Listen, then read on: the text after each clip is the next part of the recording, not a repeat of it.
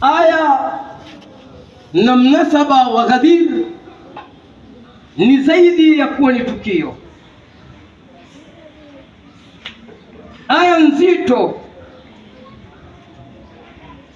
kwamba leo nimewakamilishieni dini yenu, ikiwemo Eidul Fitri, ikiwemo Eidul Adha na tafsiri zake.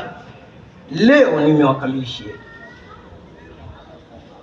Wa atmamtu alaykum ni'mati, na nimetimiza neema yangu. Nani?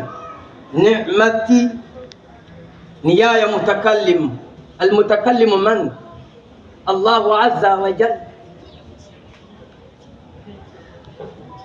Ni'mati wa in ta'uddu ni'mata Allahi la tuhsuha.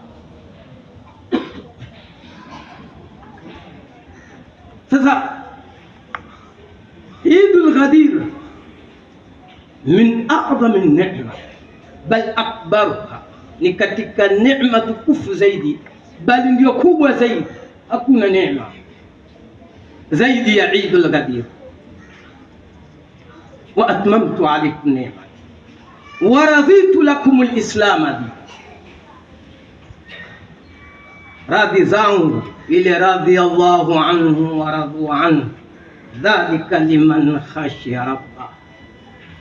In quotation, wa raditu lakum al-islam dinan, na nimewaridhia Uislamu ndiyo dini yenu.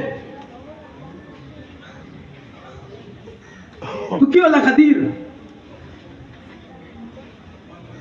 ndiyo tukio lenye kuleta sura ya kipekee ya umma wa Mtume Muhammad sallallahu alayhi wa alihi wasallam kwa umoja wake.